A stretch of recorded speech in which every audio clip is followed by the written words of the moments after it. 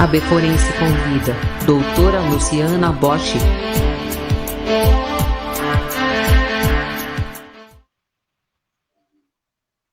Olá, boa noite. Olá, mais boa uma vez noite. Beforense convida. Hoje nós temos a honra de ter a doutora Luciana Bosch, vai falar um pouquinho sobre grafologia forense para a gente. A gente vai dar uma passeada aí na mente e na escrita, né, das Isso, pessoas. E a gente vai ver como é que funciona esse parâmetro aí de grafologia. Então, doutor Antônio, doutora Luciana, boa noite com vocês. Fiquem à vontade e a live é de vocês. boa noite, doutor Carlos. Muito bem. Posso começar, então, me apresentando? Por favor, eu deixei para a senhora ficar à vontade, para a senhora se apresentar. Então tá, gente. Então, olha, boa noite para todo mundo. Em primeiro lugar, obrigada pelo convite, né? É sempre um prazer enorme poder falar de grafologia. A grafologia é uma bandeira que eu já trago comigo há muitos anos, né? Já estou aí há 22 anos, completando agora essa semana, minha empresa está fazendo 22 anos, e desde que eu comecei a grafologia, ela era uma ferramenta assim, um pouco mais controversa, né? Digamos assim. Hoje eu acho até que, ao longo desse tempo, eu vi que a gente conseguiu ganhar um espaço aí no respeito no mercado, né? Junto a advogados, juízes, então a gente consegue fazer um trabalho um pouco mais amplo. E, enfim, então eu fico muito feliz de poder vir aqui compartilhar com vocês, né? Dividir um pouco da minha experiência. Eu sou muito apaixonada pelo que eu faço, eu falo com muita paixão, defendo realmente a bandeira. E a grafologia, bom, eu venho da psicologia, né? A minha formação original é psicologia, e eu sempre trabalhei com avaliação psicológica. Sempre foi a minha área de interesse, a minha área de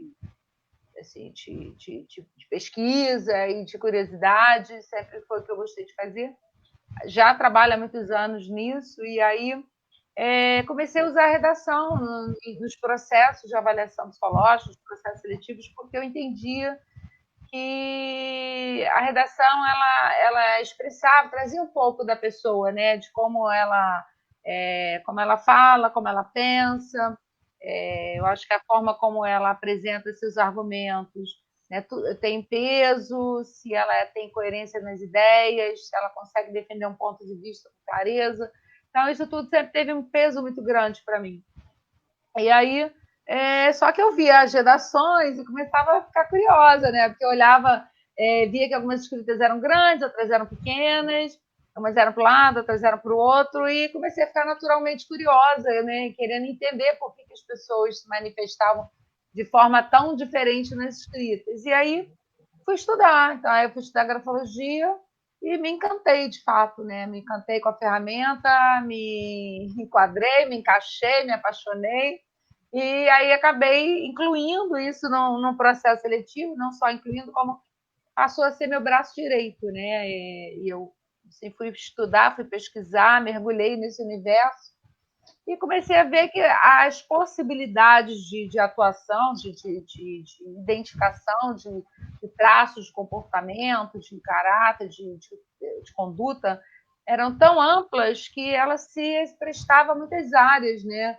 Então, eu venho da área corporativa, venho do mundo corporativo, então usava muito a grafologia em processos seletivos, mas, ao longo do tempo, as próprias demandas, até porque eu conseguia ver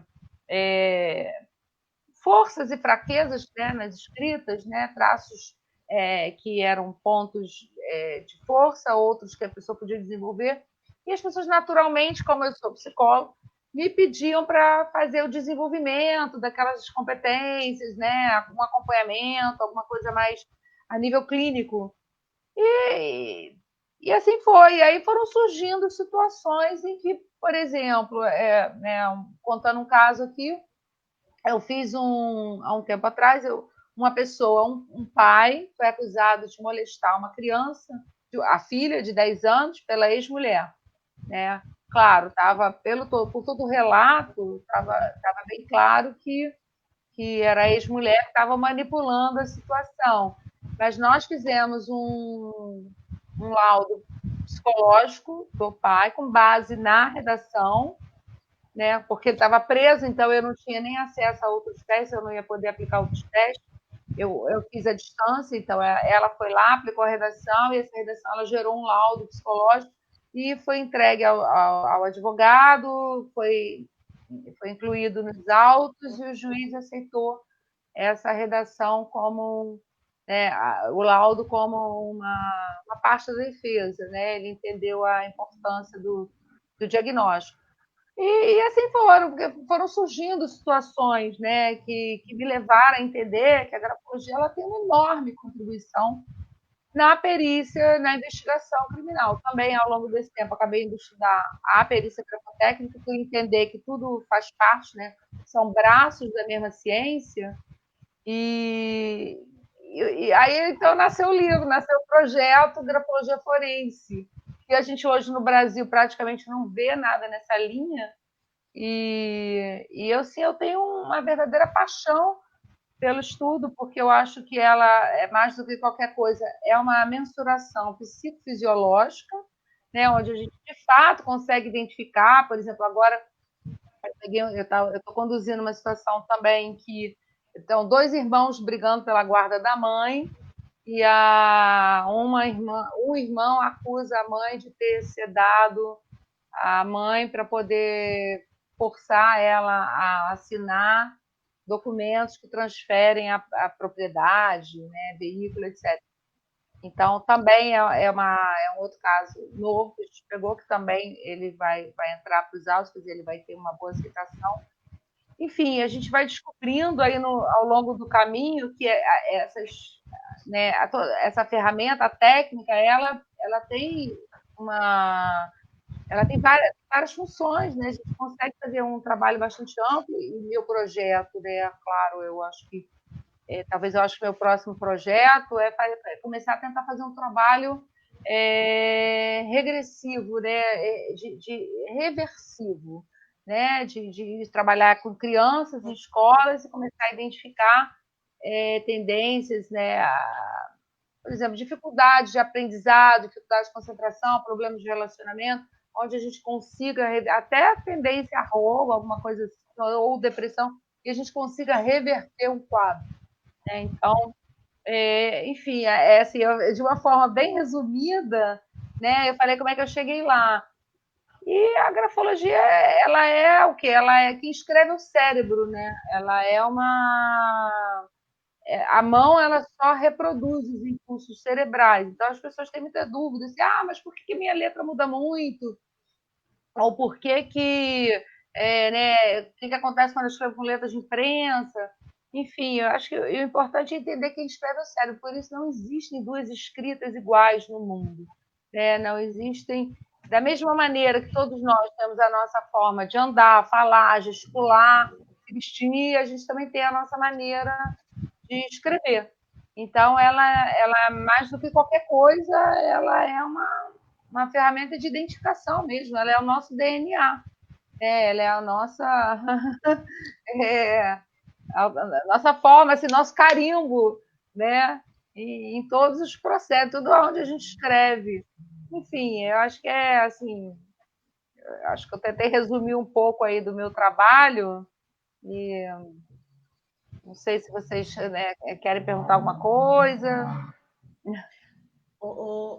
Luciana, deixa eu te perguntar. Deve ter, lógico, deve ter técnicas, mas qual é o caminho que conduz a dizer que, por exemplo, eu matei alguém e Antônio não, através da escrita? Qual é o caminho?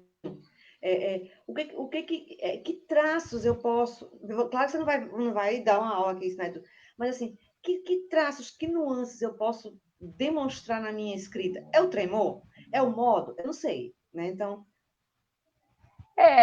Que assim... Licença, antes de você responder, nós temos aqui um boa noite do Paraguai, Do do Pedro Paraguai. Galeno. Olha, que Galeno. legal. E nós temos aqui um boa noite do Guilherme. da Argentina, do Guilherme da Argentina. Argentina. Muito bom, que ótimo. Sejam bem-vindos. Então, Bom, vamos lá. Assim, a análise, ela é um conjunto de informações, né? Como eu sempre falo, é um quebra-cabeça onde nós vamos juntar as peças. Então, por exemplo, um traço isolado não vai ter nenhum valor, né? Ele é como você, né? Você vai fazer um diagnóstico médico, você olha um órgão e você quer concluir toda a situação de saúde do paciente. A gente não consegue, seria precoce, né, fazer um diagnóstico com base em um sinal. Muito bem, quando a gente dá uma folha de papel para uma pessoa, é como se a gente estivesse dando um universo. O que a gente vai avaliar é como a pessoa se expande dentro desse universo. Então, para começar, o papel tem que ser sem pauta, porque a direção das linhas ela vai falar da direção do nosso entusiasmo, né? As escritas que são ascendentes vão falar de ânimo, coragem, vontade, luta. Isso vale para qualquer teste gráfico, não é só a grafologia. E se for, por exemplo, um alinhamento descendente, pode falar de tendência ao desânimo, abatimento, inclusive depressão e até, talvez, o suicídio. Então, essa é o primeiro cuidado que a gente tem, em trabalhar sempre com papel sem pauta. As margens, elas também vão dar informação para a gente, né? Na nossa cultura ocidental, a gente aprende a escrever da esquerda para a direita, né? Então, é sempre de dentro para fora, de mim para o outro, passado, futuro, lado materno e lado paterno. É sempre dentro dessa linha de interpretação. Também isso vale para qualquer teste gráfico. Se você pegar uma criança, né, e você der uma folha de papel para ela e pedir para ela fazer um desenho, se ela fizer um desenho, por exemplo, se ela fizer um desenho pequeno num canto esquerdo do papel, certamente ela é uma criança que terá problemas de relacionamento, problemas em tomada de decisão, é uma criança insegura, ela não domina o ambiente à volta dela. Ela não consegue dominar o universo. Então, e isso não é nem ensinado, né? Isso é instintivo. Enfim, então, essas informações elas já começam aí com peso. Então, quando a gente olha uma redação, a gente já, de cara, já vai olhar a questão do aproveitamento do espaço. Como é que eu tomo conta do meu universo? Uma outra característica que eu vou tentar assim, colocar para vocês aquilo que eu consigo verbalizar, né? Porque muitas coisas eu teria que mostrar no papel. Mas, por exemplo, o que eu escrevo é o que eu comunico, é o que eu verbalizo, é o que eu materializo. Aquilo que eu não escrevo é o espaço em branco, que é o silêncio. Então, por exemplo, se você tem, voltando, por exemplo, dessa criança, a gente tem um desenho onde ela faz a folha, onde ela faz um desenho muito pequeno no canto esquerdo, eu tenho um espaço muito grande à volta no papel, ela é uma criança que ela não toma conta do universo. Sabe quando a gente para e fala assim, olha para o tempo, fala assim, preciso tomar um ar, preciso respirar, preciso de inspiração, né? É a intuição, é o pensamento abstrato, né? É a dispersão mental. Então, essas pausas que a gente faz na escrita, elas são as pausas da respiração, são as pausas do pensamento. Então, por exemplo, escritas onde você identifica muitos espaços em branco entre palavras e linhas, são, por exemplo, pessoas muito dispersas, porque elas têm o pensamento muito abstrato, né? Elas param para pensar, elas são intuitivas, né? Aquela coisa, por exemplo, daquela pessoa que acorda de madrugada, tem um insight, tive uma ideia, criei um projeto, né? Aí levanta de madrugada e senta e desenvolve, né, um projeto. É esse pensamento disperso, é o pensamento intuitivo, né? As pessoas que são mais concretas, são mais pé no chão, elas têm a escrita mais ligada, mais próxima. Tem a proximidade entre as palavras e linhas, são pessoas que são mais afeitas ao contato, né? São mais afeitas ao grupo. Muitas vezes também porque precisam se sentir aceitos, porque precisam se sentir pertencentes. Então, esse é um outro dado extremamente importante, né? Que é o espaçamento, né? É o quanto você tem ou você cria de distanciamento de você com o outro, ou com teus projetos, né? Ou quanto você é idealista, pensa no futuro. Então, essa informação, ela também aí tem um peso muito grande. Você perguntou dos tremores, né? O tremor, ele é um mau sinal grafológico. Ninguém pode tremer na letra, tá? Ninguém pode tremer. Isso aí o Antônio Carlos deve saber bem, né? O tremor, ele é sempre um indício de algum estímulo externo. Me interrompa se você tiver alguma contribuição com relação a isso, porque o meu olhar, eu bato muito nessa tecla, né? Até no próprio curso da perícia, eu falo muito isso. A gente é legal quando é um psicólogo que dá o curso, porque normalmente quem dá curso de perícia é o advogado, né? E o psicólogo, ele tem muito olhar humano, né? É o olhar clínico, né? Eu falo muito isso, a gente tem um olhar humano. Então, por exemplo, essa senhora que está sendo sedada, né? Ela está sendo sedada para transferir os bens para outro irmão. E você entender que aquele tremor, né, de onde vem, né? E você identificar que ele vem de uma intoxicação química, né? Ou se é porque ela está nervosa, ou se é porque ela está doente. Então, assim, o tremor, ele sempre será uma alteração grafológica. Ninguém pode tremer na letra, ninguém.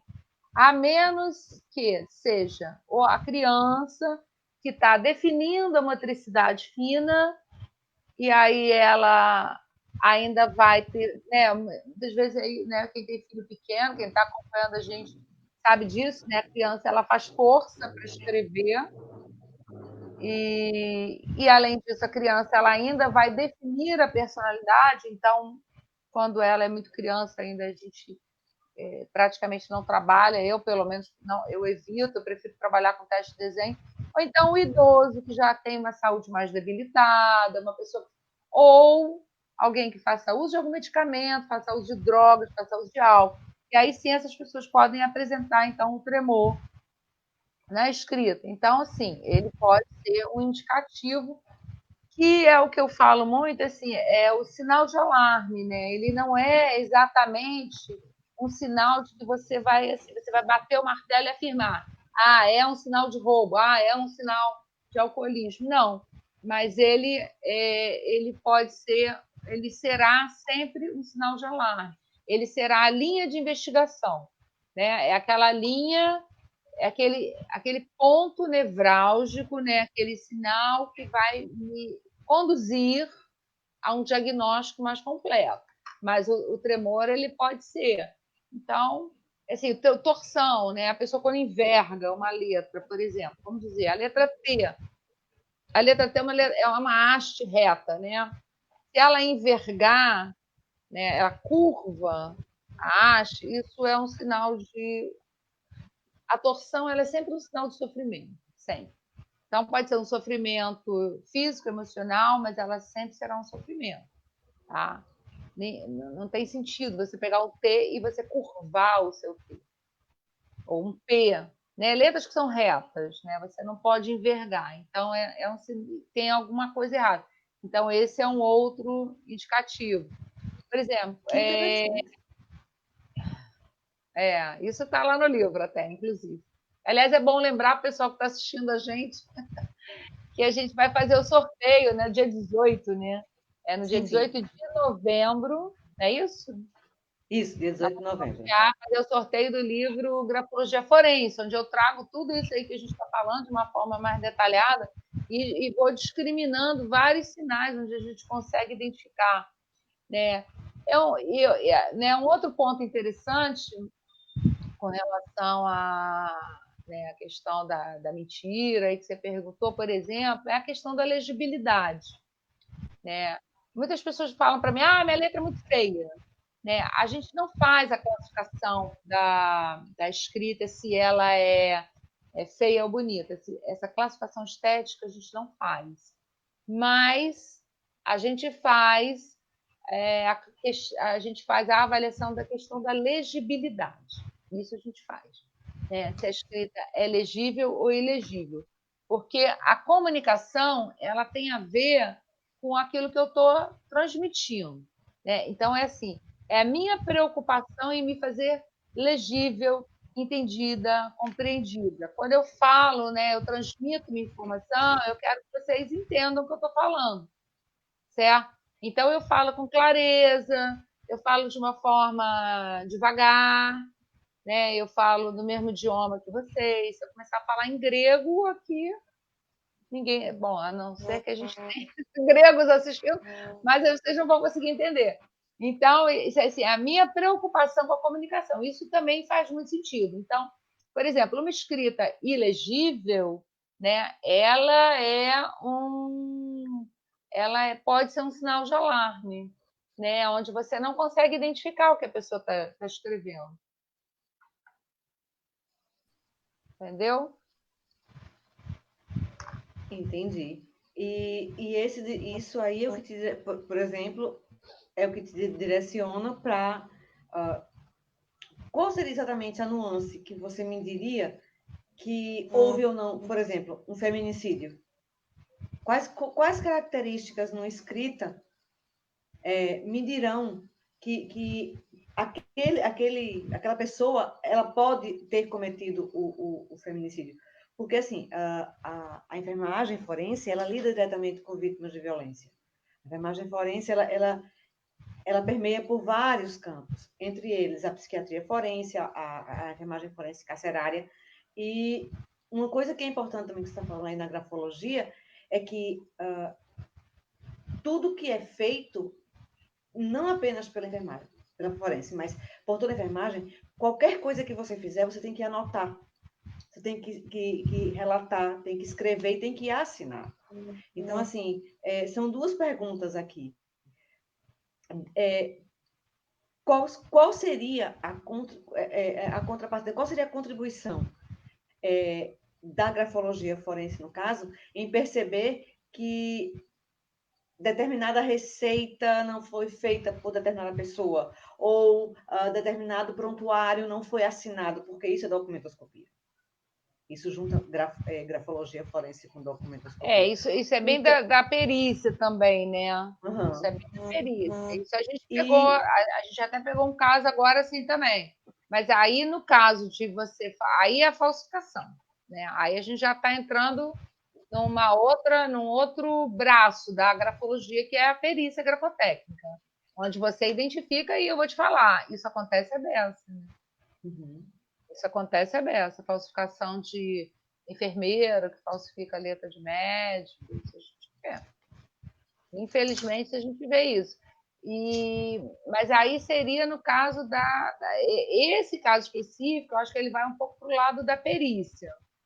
Agora, a questão do feminicídio, bom, a gente tem, porque assim, a gente tem que definir o feminicida. Né? Então, por exemplo, a mesma questão do psicopata. Né? Primeiro você tem que definir o perfil, porque se eu definir quem é o feminicida, é uma pessoa que extremamente agressiva, que não controla seus impulsos, ou seja, então é uma pessoa impulsiva, pode ser uma pessoa que já trouxe algum exemplo, né, de alguma educação, né? Então ele já tem isso aí no histórico dele, de entender que, né, que atacar, agredir, né, uma mulher, isso pode ser, né, tá dentro do ambiente dele de educação, de criação. Então, assim, você tem que definir primeiro quais são os traços. Aí você vai buscar esses traços na escrita. Então, por exemplo, o que é uma pessoa muito agressiva? A gente tem basicamente dois vetores dentro da escrita, dois tipos de punho. né, na escrita. Então, você tem as escritas redondas e as escritas angulosas, né? Então, assim, não sei se vocês conseguem visualizar, mas, por exemplo, a escrita do Trump. Vamos pegar a assinatura do Trump, eu não sei se vocês já tiveram a oportunidade de ver, mas ela parece um arame farpado, ponta para cima e ponta para baixo, né? Ela é uma escrita bastante angulosa, ela é uma escrita bastante agressiva, né? Ele é uma pessoa extremamente contundente. Então, essa é uma das características. A escrita redonda é a escrita das curvas. Então, por exemplo, quando eu faço uma letra redonda, eu faço a curva, né? Quando eu faço a curva, eu faço o jogo da sedução, né? Então, por exemplo, no psicopata isso acontece. Né? Por quê? Porque o psicopata ele busca aproximação, ele busca familiaridade, ele busca o approach, né? Então, porque ele seduz, ele aproxima, ele atrai. Então, ele tem a coisa da curva, da sedução, do envolvimento, do enredamento. O feminicida, não. Ele por ser uma pessoa mais... Ele é frio, ele é impulsivo, ele é contundente, ele é agressivo, ele tem muita ponta. Ele acaba fazendo um tipo de escrita muito angulosa. Então, esse é um dos aspectos, né? E aí a gente teria que somar com outros sinais, né? Mas, a princípio, a tendência é essa, de uma escrita angulosa. Entendi. Veja como as coisas se... Assim, as pessoas fazem, mas o que a enfermagem forense tem a ver com grafologia? Ou o que a enfermagem forense tem a ver com... Tudo. Percebam, a Luciana está falando aí agora que ela pode identificar nuances de agressividade ou nuances de outro tipo de aspecto, né, pelo ângulo da letra, ou porque o texto está mais assim, ou porque a assinatura é mais assim. Um dia eu ainda pergunto como é a minha, porque meu nome é do tamanho de um bonde e a minha assinatura é desse tamanho. Então, é só um garrancho. Então, assim, né, Tonico? E, né? Vejam como as coisas se encaixam. De repente, a Luciana falou aqui, não, a gente vai identificar essa nuance. Só que se a Luciana corroborar que o que foi dito pela enfermagem forense, isso já ganha um outro aspecto, já ganha uma outra forma, já ganha uma outra dimensão no processo e da justiça. Porque vocês imaginam, Luciana dizer, o paciente lá, esse rapaz aqui está com a letra lá angulosa, é igual a do Trump, e ele é assim, frio, calculista e doido. Vamos botar assim, né? Aí não. Mas aí a enfermagem forense percebe que aquela paciente que foi violentada, aquele rapaz é o marido dela, e ela, o modo como se trata, como ele tratou ela, isso é um adendo para que corrobore o que a Luciana falou quando viu a escrita. Gente, isso é muito forte. A enfermagem porque são as ciências... pelas ciências forenses. É impressionante. São as ciências se apoiando aí, né? Se complementando. Né? Luciana, tem também a intensidade, né? Tem também a intensidade da força que a pessoa coloca, né? Sem dúvida. Aí você pode falar um pouquinho dessa intensidade, porque nós observamos que os pacientes que às vezes, né, como atendo, às vezes coloca no ato da interação que está em surto ou que está em sofrimento, eles colocam uma intensidade muito grande, né? Que você olha atrás do papel, está todo marcado, né? E aí, conforme vai passando o tempo, né, essa escrita ela vai ficando um pouquinho mais leve, né? Então, você poderia explicar para nós, né, como que isso... Posso, claro. A escrita, né, deixa eu pegar aqui porque, olha só, aí nós estamos falando de duas coisas diferentes, né? Porque quando você fala da vítima, vocês estão falando da vítima ou vocês estão falando do abusador ou do abusado, né? Porque tem o abusador e tem o abusado, né? Tem as duas coisas diferentes. Até porque a gente vê muito hoje, até dos próprios psiquiatras, é o interesse em entender também o perfil da vítima. Né? Traçar um perfil. Mas vamos lá, sem fugir muito do assunto. Por exemplo, pegando um caso aqui. Peguei aqui uma redação. O que a gente faz? A pressão, ela é o nosso tônus vital, né? A nossa energia, é o nosso grau de intensidade que a gente coloca naquilo que a gente faz. Então, quando eu viro a papel ao contrário e passo a mão, eu estou sentindo a pressão que a pessoa faz no papel, né? Ou seja, o grau de intensidade. Por isso que eu falei a questão, por exemplo, da criança. A criança, ela escreve com muita pressão, é igual a pessoa que tem baixo grau de escolaridade, né? Ela escreve com muita pressão, porque ela não tem a destreza manual, o movimento de pinça, ela ainda não desenvolveu o movimento de pinça, então ela acaba escrevendo com muita força. E a pressão, aí, claro, isso aí a gente vai abrir um leque de possibilidades aqui, porque a pessoa que está, por exemplo, digamos assim, se você ficou 2 horas malhando numa academia, você vai chegar com pouca energia, né? Porque você desgastou a sua energia. Então, você, na hora que for escrever, a sua escrita vai sair mais leve.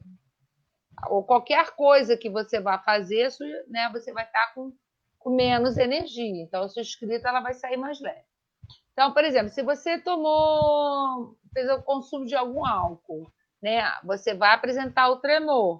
Se você fez uso de alguma medicação, isso vai gerar o tremor, vai gerar uma variação na sua pressão, na pressão da sua escrita, na firmeza do traço, a maneira como você pega na caneta. Então, por isso que você pega, por exemplo, se você for avaliar uma pessoa que tem Parkinson, hoje você vai ver, porque é como se ela tivesse Parkinson, né? Ela não tem a firmeza da motricidade fina, então ela acaba escrevendo de uma mão bamba. Uma pessoa que está em sofrimento pode apresentar mais pressão? Pode, mas depende do sofrimento. Vai depender do tipo de sofrimento, porque se for, por exemplo, esse caso do Parkinson, ela não vai conseguir fazer pressão, ela vai ficar com a mão mais bamba, né? Se for um caso de uma pessoa que esteja, por exemplo, sob domínio de algum medicamento, ela pode usar mais pressão. O uso de drogas, por exemplo, ela acaba fazendo muita pressão. Cocaína, por exemplo. Né? A escrita acaba, né, tendo muita pressão, ela vai fazer muita profundidade. Então, isso aí vai depender um pouco, né, do mal do momento, né? Mas a pressão, ela é realmente, ela é um indicativo, inclusive, ela é um dos indicativos mais individuais, né? É um dos indicativos mais difíceis do falsificador copiar, né? Porque o falsificador, quando ele vai copiar, ele copia a forma, né? Então, por exemplo, ele vê aquela letrinha, ou uma letrinha caligráfica, que é aquela de modelo escolar, ou uma letrinha que seja, por exemplo, de letra de imprensa. Então, por isso que a gente fala que é o aspecto mais consciente, né? Porque quando ele vai copiar, ele copia aquele aspecto mais consciente. A pressão, ela é um aspecto muito subjetivo, ele precisa estar com o original, né, para identificar a pressão atrás. Então, isso aí por isso acaba sendo um aspecto muito individual, né? É mais difícil da pessoa copiar. Então, eu não sei se eu respondi a pergunta, né, com relação à pressão, mas ela vai variar aí de acordo com o contexto. Com certeza. Sim. Você já teve algum... Tô me ouvindo? Tô. Você já teve algum caso, assim, peculiar, que, sabe, que quebrou tua cabeça, que não é possível, isso aqui não é assim, não, tá errado, peraí, calma, deixa eu pensar de novo. Já, mas assim, em que sentido que você quer saber? No caso de uma falsificação, o que você... Não, de crime mesmo. De crime. De crime, assim, algum caso peculiar. A gente teve esse caso do pai que eu contei, a gente tem uma situação interessante que eu tenho um parceiro, né, que é um perito grafotécnico, e ele estava acompanhando um caso, e parece que a ex-mulher estava acusando o ex-marido de ser muito violento, bater nela. E eu cheguei no escritório, eu não estava sabendo do caso, só peguei e vi a assinatura dele, né? Peguei na hora e vi. Aí eu falei assim, nossa, como ele é agressivo, né? Porque eu vi aquela assinatura tipo Trump, né? Que eu falei, aquela coisa bem arantarpado, né? Aí eu falei assim, nossa, como ele é agressivo, né? Aí o meu sócio falou assim, nossa, mas é exatamente isso que ela está alegando. Ela está argumentando que ele batia nela. Então, por isso até ela está movendo uma ação, né? Enfim, a situação tomou aquele rumo. Então, assim, foi interessante porque, de novo, né, o meu parecer contribuiu para corroborar o caso que tinha sido identificado. Então, assim, esse eu acho que porque foi muito por acaso, né? Foi muito por acaso. E, por exemplo, no caso dessa briga de irmãos aí que eu contei, na verdade começou porque quando a pessoa que me procurou, né, o consulente, né, ele trouxe o caso para mim e trouxe as duas assinaturas achando que tinha que não era a mesma pessoa, ele estava achando inicialmente que a assinatura toda tremida era que a irmã teria falsificado a assinatura. E quando eu confrontei, eu vi que não eram, se tratava da mesma pessoa, sendo que era a mãe em situação ela foi acuada, né? Ela foi pressionada a fazer um tipo de acusação. Então, nós fizemos um laudo atestando que ela estava sob intoxicação química e ela não tinha condições cognitivas de fazer transferência de um documento. Então, assim, essa é uma outra situação, né? Então, assim, são situações que vão surgindo, né? Que a gente vai vendo que de novo, é a contribuição da grafologia, porque começou como um caso de perícia. Na verdade, era para ser uma perícia e virou um laudo grafológico, né? Porque quando as ciências se casam. Então, a gente tem aí umas situações interessantes também. Né? Então, enfim. Você falando dessa senhora, é uma coisa que a enfermagem forense ela observa muito. A gente lida muito com violência, idoso, criança, né? Então, todo tipo de violência. E a gente tenta, né, se adequar, não, mas a gente tenta, sabe, se encaixar no sentido de observar muito e para identificar certos tipos de violência, certas nuances da violência que normalmente estão ocultas. Normalmente elas estão assim por trás de alguma coisa, né? E, por exemplo, você percebe por um sinal de letra, a gente percebe até por um olhar, não é? E ela realmente se casa.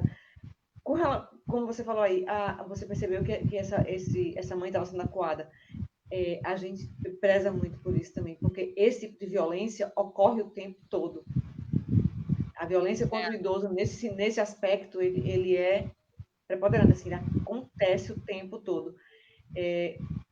Eu não sei se Tonico tem, não sei se me lembro agora, a gente já conversou tanto a respeito disso, alguma coisa, Tonico, para falar a respeito de alguma pessoa que da unidade carcerária voltada para isso, acho que você falou alguma coisa comigo, não me lembro.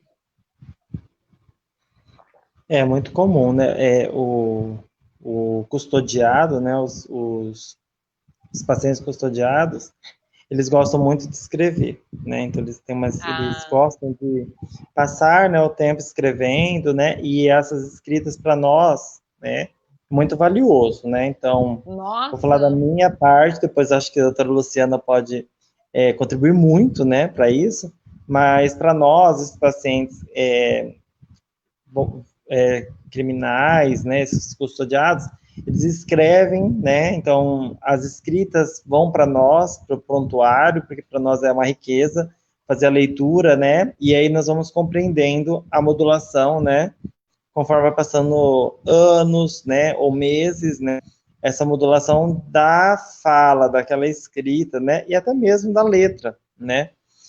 Então, isso para nós é muito bacana, né? Principalmente dos custodiados.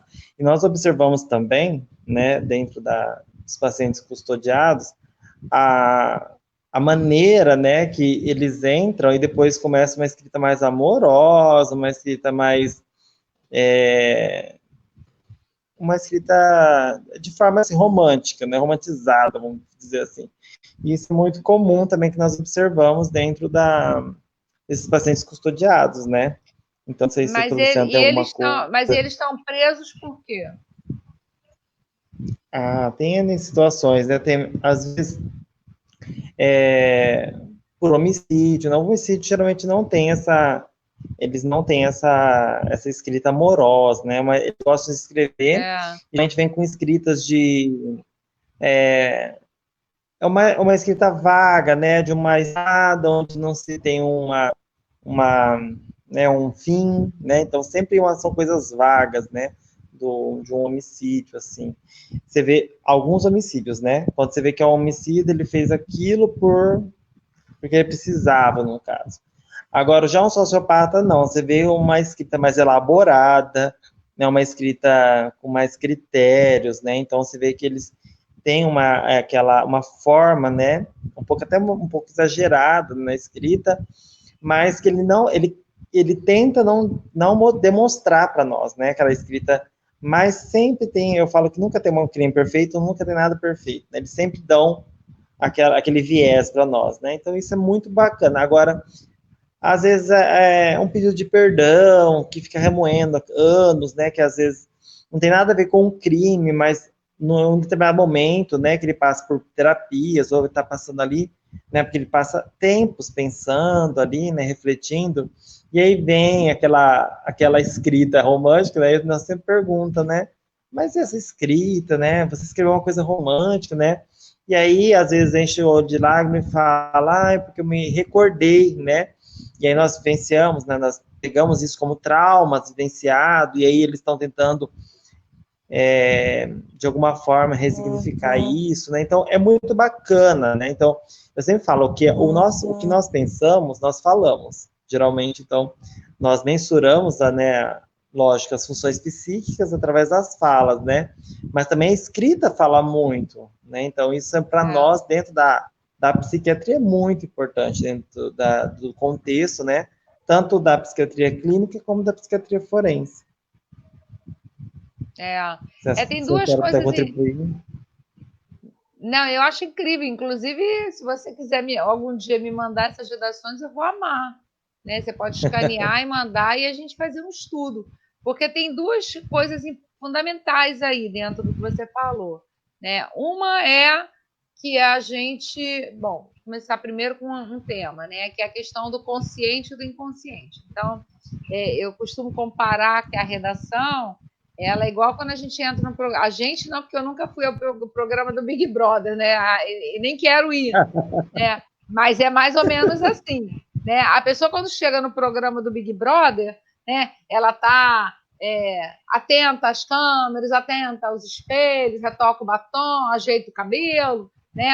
À medida que o programa evolui, né, o consciente cansa e o inconsciente entra em ação. Então, por exemplo, pode acontecer de você pegar uma redação onde a pessoa começa de um jeito e termina de outro. Por quê? Porque no início ela está consciente, né? Ela pensa assim, vou fazer minha letra redondinha, bonitinha, vertical, de mão dada, porque aí ela vai pensar que eu sou assim, deduz uma opção de coisa da cabeça que a pessoa não sabe, né? Porque o leigo não sabe. Então, imagina uma porção de coisas e deforma a letra, só que à medida em que ela se envolve com o conteúdo, e isso é um ponto importante, porque a gente só trabalha com tema livre exatamente por isso, pelo que eu já vou falar, né? Então, à medida que ela... A pessoa baixa a guarda, né? E aí Exatamente, vai baixando a guarda. Aí quando chegou no final do programa Big Brother, a pessoa já se mostra, igual a 20 anos de casamento, né? Que você pensa assim, nossa, né? A pessoa se revelou, caiu a máscara. Não caiu a máscara. A pessoa sempre esteve ali, né? Só que você não vê, né? A gente, claro, a gente quer passar a nossa melhor imagem, só que o consciente cansa. É igual, porque como é que o perito faz uma coleta de padrão de assinatura? Pede para você assinar 1, 2, 5, 8, 15 vezes. Na 20ª é que ele vai considerar a tua assinatura. Por quê? Porque teu consciente já cansou. Você já abriu a guarda. Então, no caso, eu te perguntei por isso, né? Porque eles começam mais agressivos e eles vão ficando mais românticos, exatamente porque assim, eles estão botando.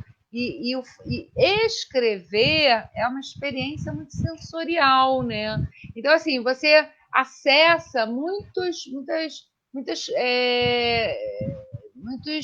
estímulos, né? Muitos nossos sentidos, né? Você passa pela memória, passa pela visão, né? Você se escuta escrevendo. Então, é uma atividade importante, é um exercício, inclusive, recomendado até na clínica, exatamente por isso, que a pessoa se vê praticando, repetindo aquilo ali. Aí, por isso que você falou, por isso que eu perguntei, eles vão ficando românticos porque eles estão esvaziando o pote, né? O consciente está cansando e o inconsciente entra em ação, e aí eles vão se mostrando de fato. Esse é um ponto. E o outro ponto, exatamente por conta da gente trabalhar com o tema livre, é a grafologia emocional, que é um outro braço da grafologia que trata de identificar a emoção pela letra. Tem vários livros que tratam disso. Então, assim, quando você percebe que dentro da redação, isso você vai poder fazer muito, Antônio. Assim, tem uma palavra que chama atenção, tem uma palavra que está maior, tem uma palavra que está menor, tem uma palavra mais retocada, tem uma palavra com mais expressão. São palavras reflexas, são palavras que têm um conteúdo emocional, elas são um acidente na escrita. Então, ao momento em que a pessoa vai escrever aquela palavra, ela se mobiliza, né, naquela palavra. Então, ela acaba deixando transparecer ali um pouco mais de emoção. E a gente tem vários casos em que a gente chegou no autor do crime, seja ele qual for, diversos crimes, exatamente pelas palavras reflexas. A pessoa, é como se ela se traísse ali, né? Ela deixa escapar. Porque a frase que eu gosto muito, que eu sempre falo, é que a boca fala que o coração está cheio, né? Como diz a Bíblia. Então, a gente sempre vai trazer aquilo que ocupa a nossa mente. Então, se eu estou preocupado em ser perdoado pelo crime que eu cometi, ou se eu estou preocupado com a Covid, se eu estou preocupado com o confinamento, se eu estou preocupado com a violência, com a corrupção, eu vou acabar falando, porque o tema que eu vou trazer, o que eu trago para o contexto, é aquilo que ocupa a minha mente. Então, o conteúdo em si, e eu não sei se você vai por esse caminho, mas eu sugiro que vá trabalhar sempre com tema livre, deixa eles escreverem sobre o que eles quiserem. Quanto mais livre, mais espontâneo, mais eles vão se mostrar, mais eles vão se soltar. Isso é um ponto de partida para mim, isso foi um turning point no nosso trabalho, porque a gente só trabalha com tema livre, deixa a pessoa fazer o que ela quiser, porque ela vai trazer o conteúdo que ocupa a cabeça dela, seja o arrependimento, seja vingança, raiva, doçura, o que for. Esse é o ponto. E procura sempre ter um olhar clínico quando você for ler redação, aquela coisa de quando a gente bota, né? Bota de perto, vê o detalhe. Quando olha de longe, vê o conjunto, né? Quando a gente bota a redação, e você vai ver que tem palavras que saltam os olhos, né? Como se fossem os acidentes na escrita. Elas podem te trazer muita resposta nesse caso. Uau, dei uma volta enorme. Tem perguntas, não, tem comentários, tem um monte de coisa. Então, eu vou iniciar vamos iniciar hoje pela Argentina. O Guilherme diz que atualmente ele faz um trabalho de um programa de enfermeiro escolar e ele, pela formação dos aspectos forenses, como enfermeiro forense, atuar na direção de Detecção de sinais tempranos, eu não sei se são... Temperamento, vitimologia e violência intrafamiliar. Intrafamiliar. E dentro dessa área, grandes habilidades de enfermeiros serem formados em análise grafológica através da expertise gráfica. Expressões gráficas expressões. Das crianças, né? Dos chicos, se lograria detectar problemas de violência no âmbito familiar e atuar em consequência. Aí, não sei o resto. Mas é exatamente isso, Guilherme. É um prazer receber aí a sua pergunta, porque a ideia é exatamente o que a gente falou no início, né? Inclusive, é a contribuição da grafologia e esse trabalho preventivo e reversivo, quando você consegue identificar numa criança um desvio de conduta, né? Um transtorno de conduta, alguma coisa, e você consegue reverter esse quadro. Porque muitas vezes, por exemplo, um caso de uma psicopatia, você... Claro, a psicopatia ela não tem cura, mas você consegue ter mais controle sobre ela quando identificada na infância. Né? Depois, na adolescência, já é um pouco mais difícil, na fase adulta, impossível. Então, são sinais, sim, você identifica na criança, sim. Né? Quem tem creche, quem trabalha em creche, percebe isso. Você vê que desde criança você já vê a criança que tem liderança, a criança que tem criatividade, a criança que tem bom relacionamento, você vê nem na infância mesmo. Então, eu acho que é perfeito, né? Essa soma aí dessas ferramentas. Eu acho que a ideia é essa mesmo, que a gente consiga contribuir. Eu acho que todo mundo tem um pouquinho de contribuição para dar. Verdade. Tem uma outra pergunta aqui. Boa noite, sou da cidade de Paranaíba, Mato Grosso do Sul. O que vocês acham da câmera 3D para perícia que hoje tem no Brasil? Se em São Paulo seria uma boa expandir para o território brasileiro? Eu não conheço essa câmera que ele está se referindo. Não então sei, mas para que tipo de perícia? Qual perícia? Deve ser para perícia criminal, né? Eu não posso... Bom, tem outra pergunta aqui. Da Isabela. Boa noite. Com relação às letras que elas dizem, o que elas dizem? Exemplo, letras grandes, isso significaria o quê? Boa noite, Isabela. Tudo bem? Obrigada pela sua participação. A letra grande, assim, quando a gente gesticula, por exemplo, pessoas que têm gestos amplos, né? Elas acabam sendo mais comunicativas, sociáveis. No geral, a escrita é maior. A tendência é que a escrita grande, né, não só a pessoa se mostra mais, né, ela é mais transparente, de uma maneira geral, né, claro, mas ela é mais comunicativa, ela é mais sociável, mas ela também pode ser mais ambiciosa, mais gananciosa. Então, assim, tem várias questões. Um traço isolado, ele não tem valor nenhum, né? Eu precisaria ver, mas é grande ascendente, é grande descendente, né? Quais são as combinações para poder te dar um diagnóstico mais preciso? Então, aí, assim, teria que olhar com atenção.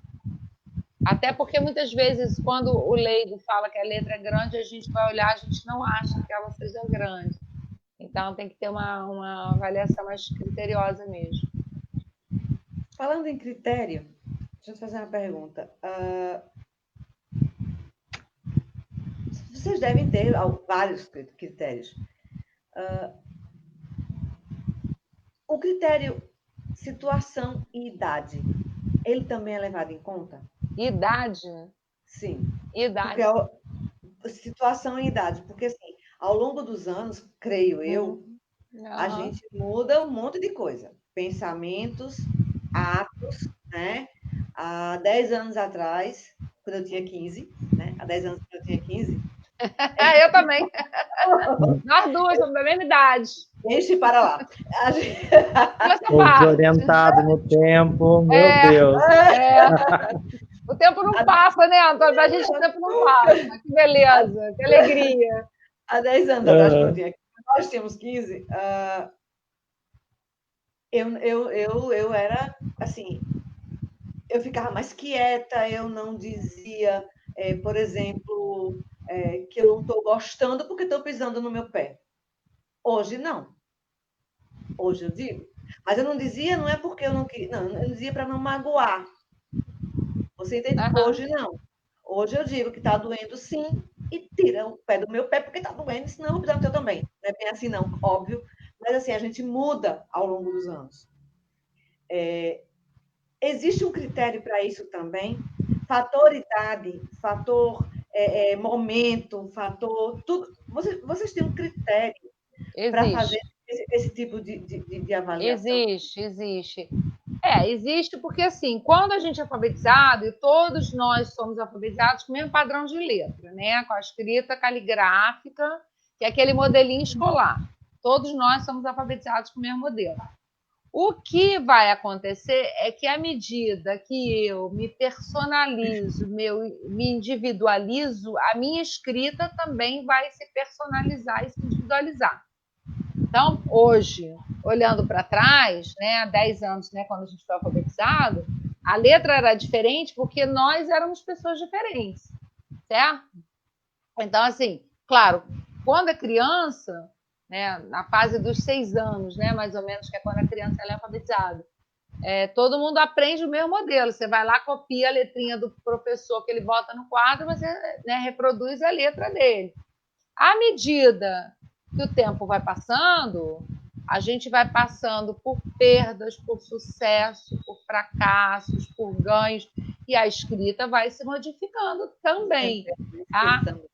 Então, hoje, todos nós temos o nosso padrão de letra.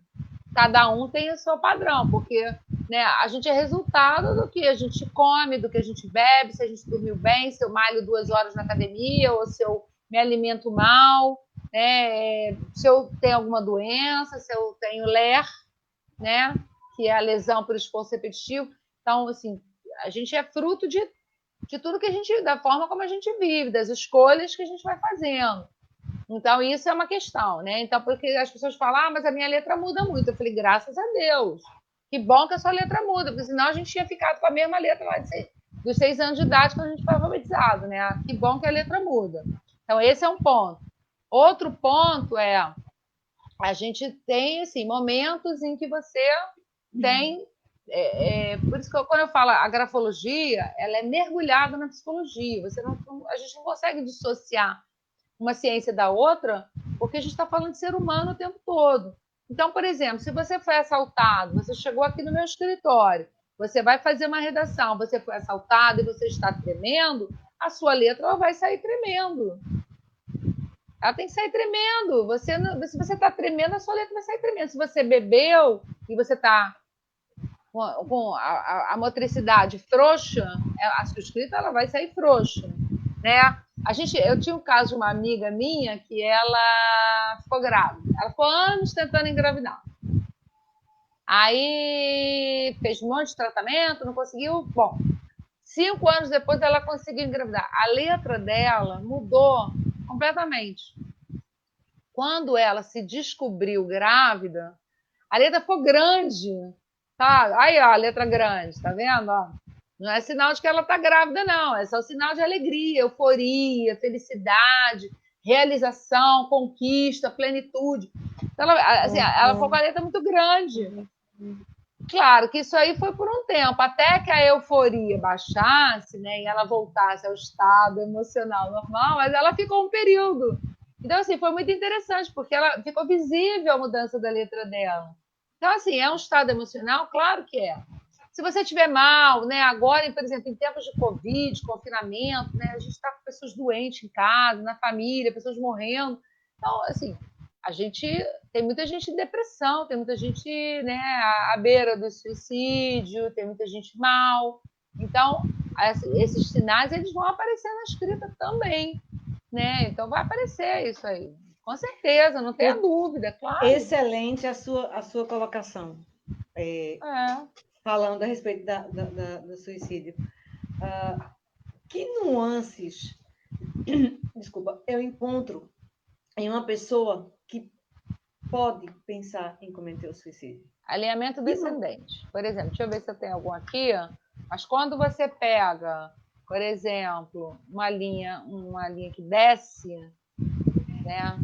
Deixa eu ver se eu consigo colocar aqui. Eu não sei se fica visível, mas aqui no final, na verdade, ele sobe, né? Esse aqui, porque esse aqui é desigual. Deixa eu ver se eu pego um outro caso melhor.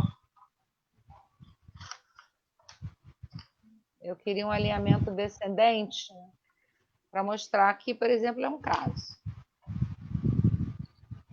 Aqui ela está descendo. Então, ela tem um espaçamento. Lembra que a gente falou do espaçamento? Então, ela tem um espaçamento pequeno entre palavras e linhas. Ela é uma escrita confusa, suja, e ela é uma escrita descendente. Tá? Ou seja, a direção das linhas ela vai descendo. Qual é a melhor forma da gente ver a direção das linhas para quem está acompanhando a gente? Aqui, ó, o melhor exercício é quando você dobra a pauta, a margem aqui, ó, e aí a linha aqui, as margens do papel, e aí você vai descendo, ó, vai subindo, vai descendo, e aí você vê direitinho a direção das linhas. Hã? É meio uma onda. O dela, pois é, porque no caso dela, ela tem a sinuosidade, mas ela é descendente. É um caso de depressão. Esse aqui é um caso de depressão. Então, é um dos sinais. Assim, se você quer trabalhar, por exemplo, assim como o Antônio faz no presídio, né, aplica a redação, que eu acho que é fantástico, e assim, vou ter muito prazer, se você mandar para mim, vou ficar bem feliz mesmo, porque eu adoro. Assim como a Zenaide também. Se você quiser fazer lá no hospital, pela sua experiência, trouxer isso para a gente estudar, eu vou amar fazer.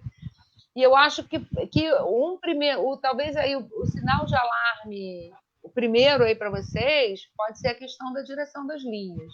Tá? Eu acho que quando eu pego uma redação e eu vejo que a direção desce, eu acho que é quando a gente acende a nossa luzinha vermelha ali, porque tem alguma coisa errada. Tá? É um identificador importante. É um indicador importante. Tem um comentário aqui da Isabela. Eu achava que isso era só uma questão de coordenação motora. Não, também, mas é um conjunto, né? Porque quem escreve é o cérebro, né? Então, a mão ela reproduz os impulsos cerebrais. A mão certamente ela vai expressar no papel características suas, não tem jeito. Não é só coordenação motora, não. Ela vai expressar. Inclusive, existem estudos, né, que tratam de pessoas, por exemplo, que sofreram acidentes e tiveram que passar a escrever com a outra mão, e ainda assim elas mantêm o mesmo padrão de letra, os mesmos traços de personalidade. Isso mantém. Então, não é só coordenação motora, não. Ele é mais que isso. Já que estamos falando de escrita, eu vou fazer uma confissão. Meu sonho era escrever com as duas mãos. É ambidestro, é um ambidestro. Acho lindo. Minha irmã consegue. Minha irmã faz tudo com as duas mãos. Eu acho meu irmão é ambidestro. Eu tenho um irmão que é ambidestro também.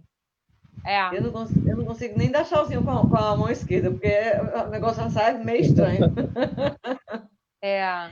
Gente, facilita, né? Porque na hora que uma mão cansa, passa para outra. Facilita a vida. Tem isso, tem essa vantagem. É verdade. Eu estava lembrando aqui, quando eu era pequeno, né, assim, deixa eu falar uma coisa. Nós temos que levar a critério de consideração também, Luciana, como a doutora Zinaide falou, né, que era no TIM, depois ela já não leva o desaforo para casa, nós temos que levar critérios de altura também, né, porque se você olhar o tamanho da Zinaide, né, aí quanto menor a pessoa mais brava é. Então nós temos que levar essa... Eu falei pavio curto, né? Pavio curto. Eu falei aquilo como exemplo. Eu só estou assim ressaltando, né? Que nós temos que levar esse critério aí, né? É tipo pavio curto, né? A pessoa acaba logo. Dá uma baixinha e ela vai... É daí que vem a expressão pavio curto, hein? Meu pavio não é curto, não. Eu não tenho pavio. Ela já nem tem. Já nem tem mais, já queimou. Já queimou. Séculos. Eu estava lembrando aqui, quando eu era pequeno, quando eu era criança, eu fazia a minha assinatura. Olha que bacana, né? Minha assinatura era um SF, né? SF? E toda a vida SF. Eu fazia o S de manuscrito, né? Eu fazia o S e fazia o F, acabava com o F no meio do S, e acabava o F. E minha assinatura foi muito tempo isso, assim, que eu me recordei agora, foi, acho que primeira série, segunda série, nem sei se minha mãe... Eu devo ter essa assinatura, eu tenho essa assinatura, toda colorida, que eu mandei uma cartinha pra minha tia. E e no final eu coloco um S e um F, né? Minha mãe, eu tenho a foto dessa cartinha. E eu acho que eu fiquei com a assinatura até uns 8, 10 anos, assim, a assinatura, né? Para mim era assinatura. Desde pequeno tinha uma assinatura. Mas Era um SF S1. é o quê?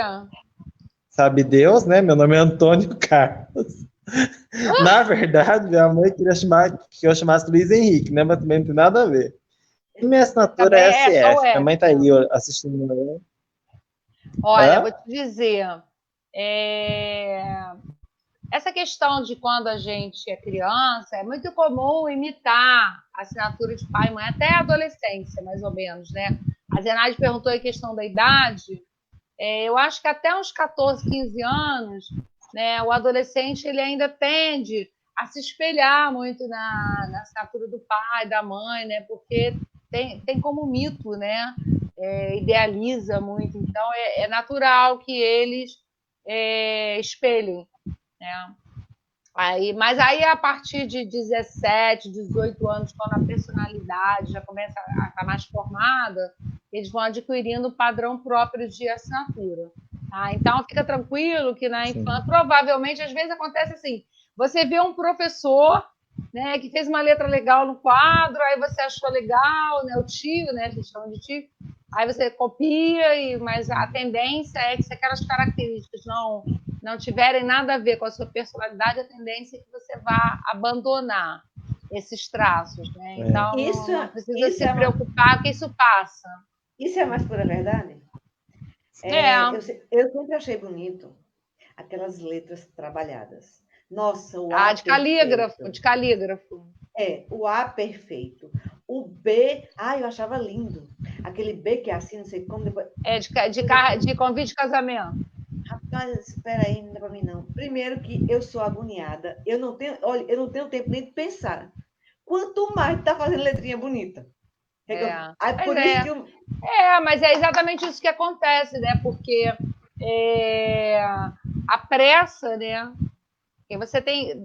A gente tem dois vieses dentro da escrita, forma e velocidade. É aquilo que eu falo sempre. Por exemplo, se você vai se arrumar para sair, se você tem 2 horas para se arrumar, você vai fazer, né? Você vai se caprichar inteira, vai fazer, né? Botar um monte de enfeites e se produzir.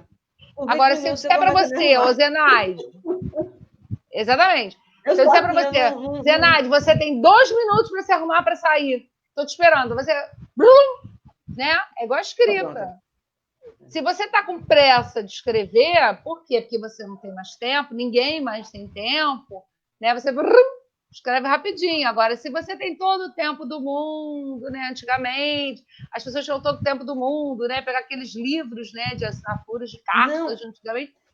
Aquela letra rebuscada, desenhada, claro, as pessoas tinham mais tempo. Ou a criança, que também tem tempo para escrever. Você falou uma coisa interessante agora. Tempo. Quando, assim, eu sempre fui uma biblioteca ambulante, porque quando eu fui a primeira pessoa, criança, no estado de Pernambuco, a ter eu fui a mais jovem, na biblioteca pública estadual, era de adulto. Eu tinha 7 anos. Eu tenho a carteira até hoje. Eu sempre fui muito assim, de ler. E eu sempre gostei muito de escrever. Então, assim, eu precisava colocar o que eu tinha na minha cabeça. Na época não tinha computador. Eu lia muito. Eu cheguei a ler 253 livros, pergunta a minha irmã, durante o ano. De tanto que eu lia. Eu estudava e lia. Eu sempre gostei muito de ler. E ainda hoje. E quando foi um dia, eu estava observando, aí eu parei uma vez para pensar, parei para avaliar. Gente, eu não escrevia muito bonito, até hoje eu faço isso, porque eu não tinha tempo a perder escrevendo bonito, no sentido de, assim, se eu escrevesse, eu perdi o fio que eu estava fazendo. Exatamente. Então, eu comecei a gravar para acompanhar o ritmo do meu pensamento. Então, mas o raciocínio é exatamente esse. Exatamente esse. Se você for ficar desenhando muito a sua letra, você vai ficar mais atento à forma do que ao movimento, né? E se você se preocupar com o pensamento, com a rapidez, com a agilidade, por isso que escritas muito rápidas, né, de pessoas que escrevem muito rápido, são pessoas mais impacientes, são pessoas mais ágeis, práticas, objetivas, né? São pessoas de tomada de decisão, por exemplo. Né? As escritas mais lentas, desenhadas, são pessoas com foco na tarefa, né? Ela tem atenção, concentração, disciplina, planejamento, ela faz a coisa mais desenhadinha. Então, que é o caso da criança que a gente está falando. Então, é natural que você escreva rápido, né? Tem uma pessoa aqui que tá... Vou fazer um comentário aqui, viu? O Antônio gostava de ler, mas eu não entendi o que ele escrevia. A minha mãe tá me denegrindo. É verdade. Escrita ilegível. Mas aí tem que pegar, tem que olhar a tua letra para poder dizer, né, se é ilegível ou não. Mas a tendência é exatamente isso. Se a pessoa escreve rápido, a letra ela vai ficar... Quanto mais rápida, mais... Lembra da letra do médico?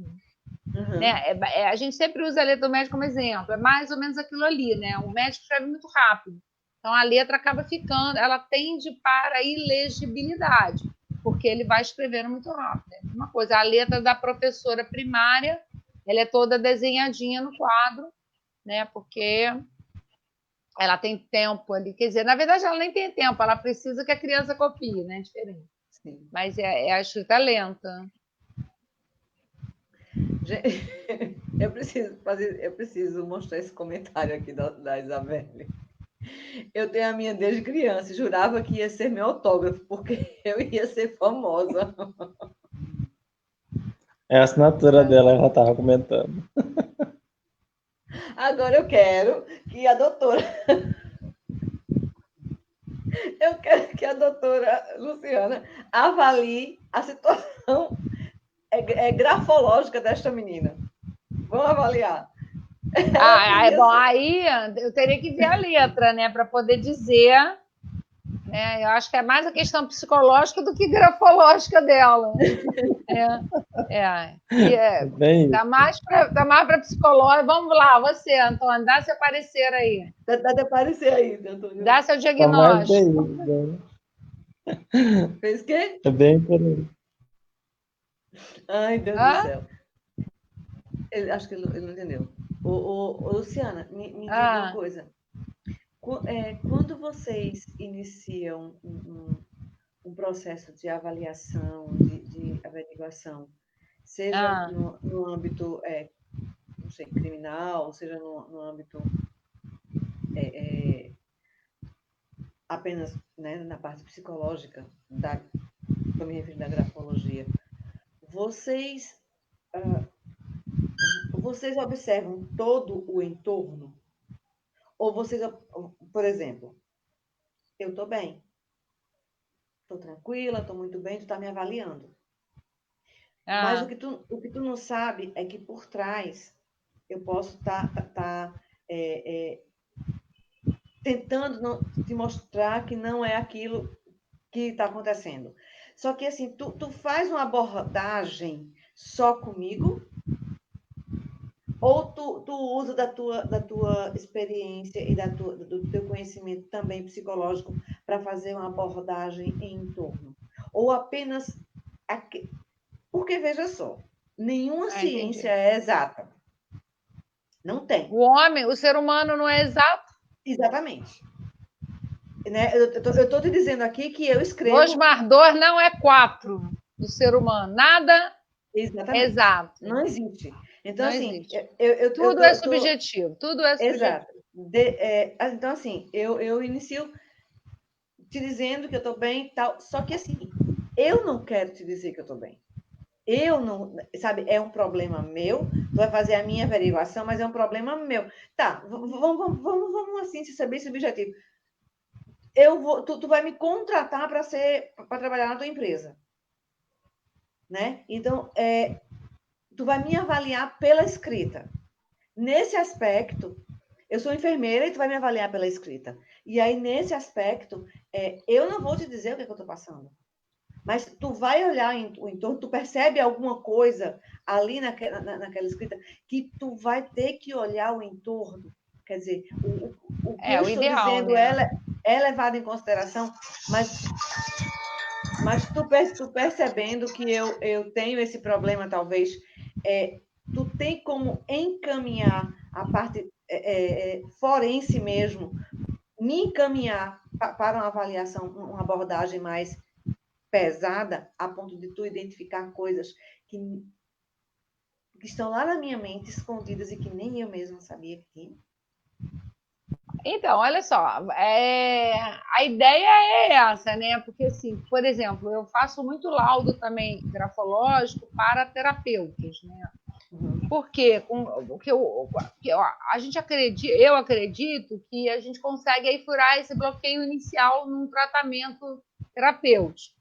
Né? Você consegue chegar mais rápido ao centro do problema quando você tem ali a redação, porque ela espelha de fato o inconsciente.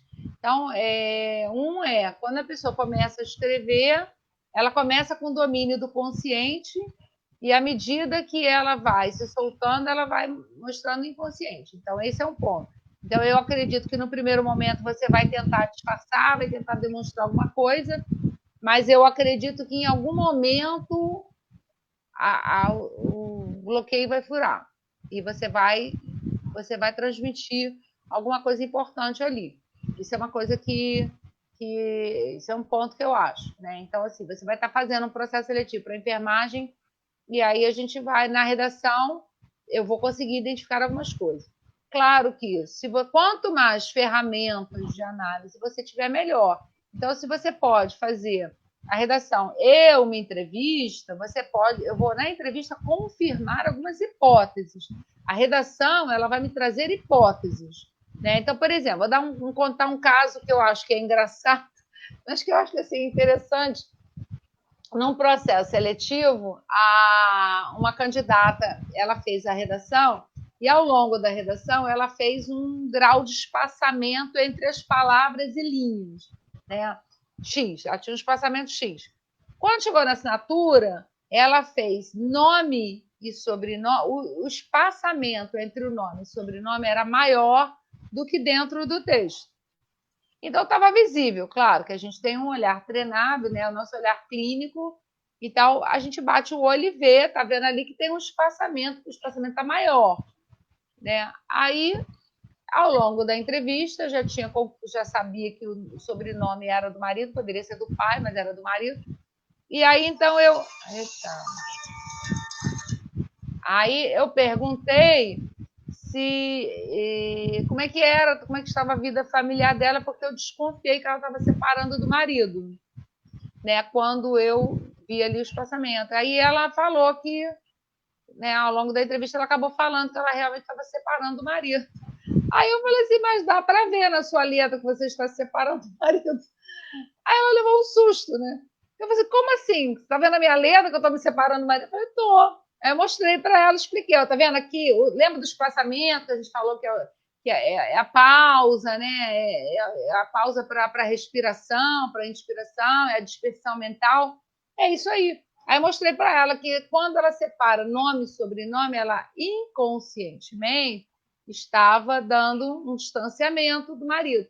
E claro que isso aí é uma hipótese, né? Bem provável. Mas a gente confirma, e é melhor você confirmar uma informação dessa na entrevista. Então, a entrevista, realmente a gente usa ela para confirmar essas hipóteses. É claro que o importante é entender que quanto mais ferramentas de diagnóstico você tiver, melhor, né? Então, assim, a grafologia ela é bastante profunda, sim, ela é profunda, ela é um traço individual. Ninguém copia letras de ninguém, né? Cada um tem o seu padrão de letra. Mas, se você puder tirar algumas dúvidas, porque, por exemplo, agora, vamos dizer, usando o momento atual, em tempos de Covid, né, em que tem muita gente doente, tem muita gente em depressão, tem muita gente pensando em suicídio. Então, você vai, por exemplo, a direção descendente, né, aparece muito, com certa frequência. Então, se você puder tirar essa dúvida na entrevista, é melhor, porque às vezes pode ser em função de estar com alguém doente, estar passando por alguma dificuldade emocional, pode ser outra coisa também. Entendeu? Pode ser mesmo uma pessoa que tem o pé na depressão, que encara a vida, sabe, aquela que o copo está sempre vazio, né? Para ela o copo está sempre vazio, então a letra está caindo. Então é bom você ter a entrevista como um suporte para você tirar as dúvidas, sim, com certeza. Não tenha dúvida disso. Sempre que eu posso, eu entrevisto. Na medida do possível, eu entrevisto.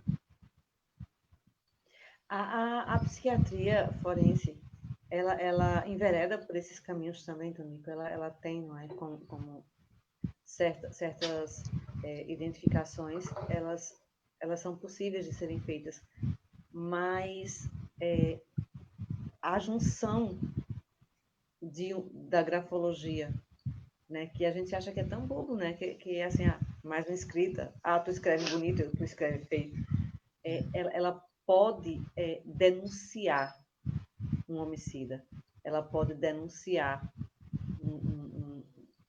um feminicida, mas ela também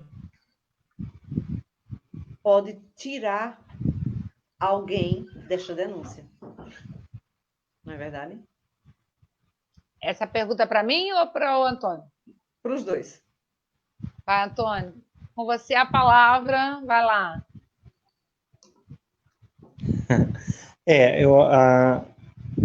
Geralmente nós observamos como um todo, né? Essa parte da grafologia, né, da escrita, do entorno, né, das formas, né, das letras, aí acredito que a doutora Luciana consegue, né, decifrar melhor. Quando nós pegamos alguma escrita, nós observamos uma agressividade nas palavras, né?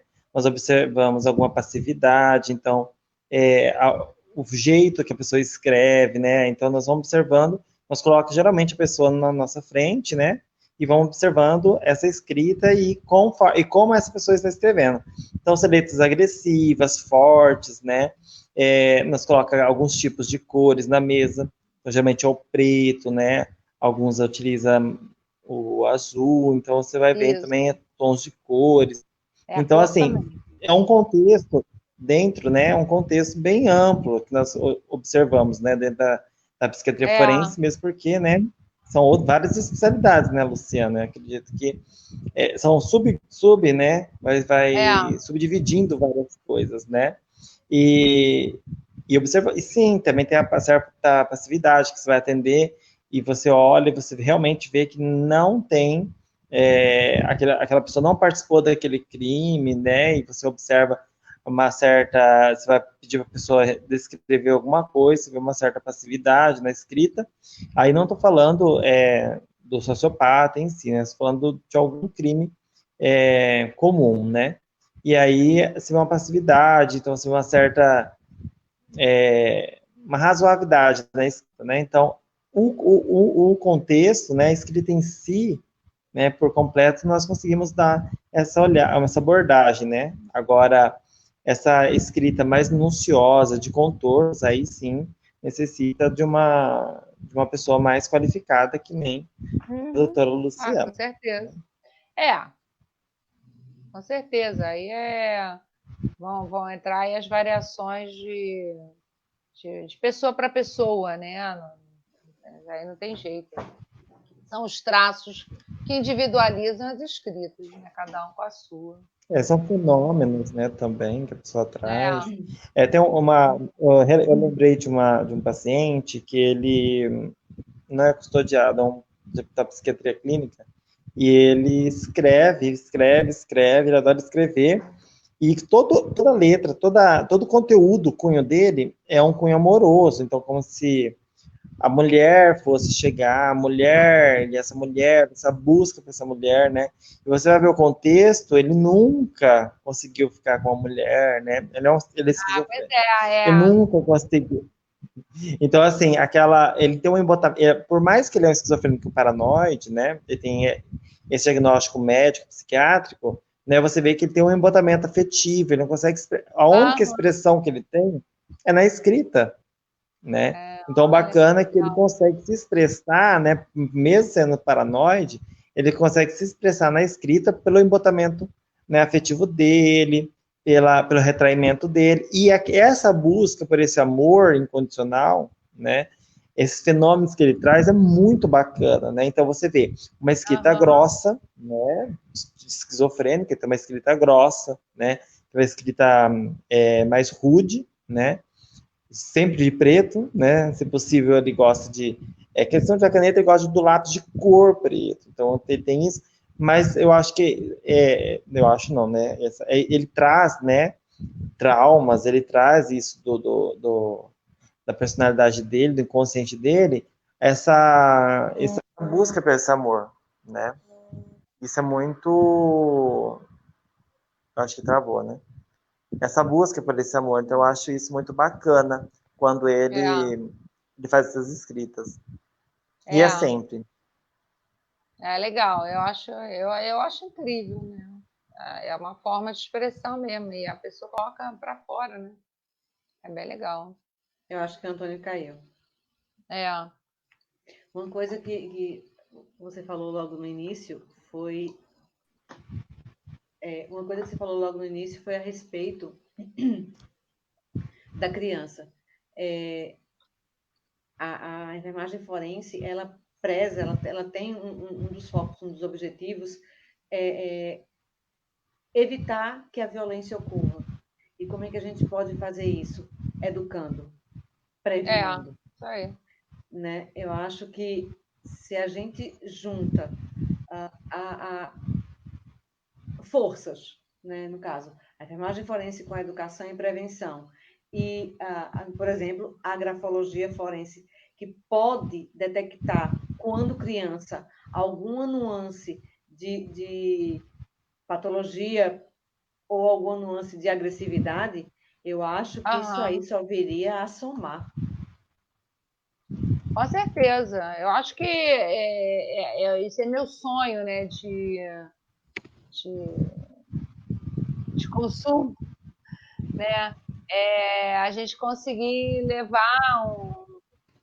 levar o respeito, né? Levar o respeito da ferramenta até a escola, né? Eu já fiz eu fiz um trabalho grande até um tempo atrás, que até foi com esse livro aqui, ó, Grafologia e Profissões, esse é meu terceiro livro, que é um trabalho mais voltado para as escolas, mas já para quem vai fazer orientação vocacional. Então, são as profissões, né, e a definição das escritas. Então, esse era um trabalho que a gente fazia nas escolas, mas aí já eram mais adolescentes. Né? Tem esse livro aqui, que é o Grafologia e Competências, né? Ele é mais voltado para a seleção de pessoal, e para quem o pessoal que está perguntando, Grafologia, esse aqui é o primeiro livro. Ele traz todas essas informações que a gente falou aí, chuta grande, pequena, com A, com outro. E é um trabalho que eu vislumbro, é levar o respeito da ferramenta para esse nicho, né, para esse mercado, que eu acho que ela tem uma contribuição tão grande, e ainda não tem, né, ela ainda não amadureceu no Brasil, né, esse trabalho aí com a grafologia infantil. Gente, temos 1h30 de live. Propositalmente hoje, né, nós vamos terminar um pouquinho mais cedo, porque a doutora Luciana vai conversar conosco. Desculpa, porque a doutora Luciana. Dia 18 de novembro. Vai conversar conosco dia 18 de novembro, numa mesa fantástica com no nosso congresso, que vai ter a doutora Luciana, doutor Eduardo, ou seja, psicologia, grafologia, sabe, enfermagem forense, psiquiatria, vai ser uma coisa assim fabulosa. Então, para ficar com gostinho de quero mais, nós vamos encerrar a nossa live hoje um pouco mais cedo e a gente se encontra com a doutora Luciana novamente no próximo dia 18, tá bom? Doutora Luciana, doutor Antônio, podem fazer as considerações finais. A gente já vai se despedir. Gente, olha, em primeiro lugar, obrigada, né? Obrigada mais uma vez pelo convite, pela oportunidade de estar aqui com vocês, dividindo aí um pouquinho da minha experiência. Fico bem feliz de poder até responder as perguntas, né? Que eu acho que é bem legal assim, a participação do pessoal. Eu vejo que as pessoas, de uma maneira geral, se interessam, têm curiosidade pelo assunto, então eu acho que é bem legal isso. Estou bem feliz. E acho que, assim, fiquem tranquilos, façam sua letra usual, não tentem mudar a letra de vocês, cada um tem a sua forma de escrever, não tentem modificar, porque a gente acaba, né, chegando ali ao resultado da letra, em algum momento, a gente vai identificar, a pessoa ela vai se trair, então não tenta modificar, desenhar, fazer a letra de outra maneira, seja o que vocês são, a melhor coisa que a gente tem na vida é estar em paz com a nossa consciência, né, fazer a nossa letra, e ser quem a gente é, né? Poder ser autêntico e respeitar as individualidades. Eu acho que é o meu recado aí para vocês. Antônio. Bom, eu adorei a nossa live de hoje, né? Aprendemos bastante coisa, eu acho que é um tema super interessante. Eu fiz um curso de perícia grafotécnica, né? Mas achei muito complexo, então nem quis atuar. Mas acho muito bacana. E a doutora Luciana trouxe assim, de uma forma maravilhosa, que todo mundo quer ser, né, avaliado, né? É verdade. Então, traz assim, uma confiança tão grande, né, na fala dela, que dá até vontade de mandar um livro para ela avaliar nós, né? Mas, de qualquer forma, eu gostaria de agradecer a todos que esteve presente, né, nesse tema relevante. Vamos lembrar, né, as pessoas, o Brasil inteiro assistindo nós, né, várias pessoas, eu estava olhando aqui, várias pessoas aqui de Paranaíba, né, onde eu moro atualmente, está acompanhando, né, está conhecendo nosso trabalho, né, pessoal da Colômbia, do Peru, da Argentina, dos Estados Unidos, do México e do Paraguai, né, conosco e de outros países que sempre entram, né. Então, toda segunda-feira tem esse encontro conosco, com algum tema diferente, né, e temas que instigam nós, né, então traz aquele gostinho de, meu Deus, quero saber mais um pouco, né, e hoje foi um dia que todo mundo quis saber mais um pouco da vida, né, como se fosse uma coisa taróloga, né, como se ela fosse saber o nosso futuro, né. Mas foi muito bom, eu adorei pelo conhecimento compartilhado. Que bom, legal. Eu espero participar de outras com vocês, a gente trocar mais. E olha, peço que vocês façam as redações aí, pede a redação do pessoal né, da população carcerária, Zenaide pede aí do hospital, porque eu vou adorar que a gente possa trocar, que eu possa ajudar no diagnóstico dessas pessoas, na cura, na prevenção, enfim, vamos juntar as ferramentas. Exatamente, vamos juntar, vamos se unir. Gente, por hoje, nós terminamos nossa Aparência Convida. Dia 18, a gente se encontra, todo mundo, para falar desse tema relevante e mais alguns outros. Com o sorteio do livro, Grafologia Forense. Com o sorteio do livro. Eu espero que vocês tenham gostado. Nos veremos na próxima segunda-feira, se Deus quiser, no próximo AB Forense Convida. Fiquem com Deus e que Deus abençoe a todos. E até segunda-feira, se Deus quiser, no mais um AB Forense Convida. Tchau. Até segunda, se Deus quiser. Tchau, gente. Tchau, tchau. Boa noite. Tchau, obrigado. Tchau, boa noite, pessoal.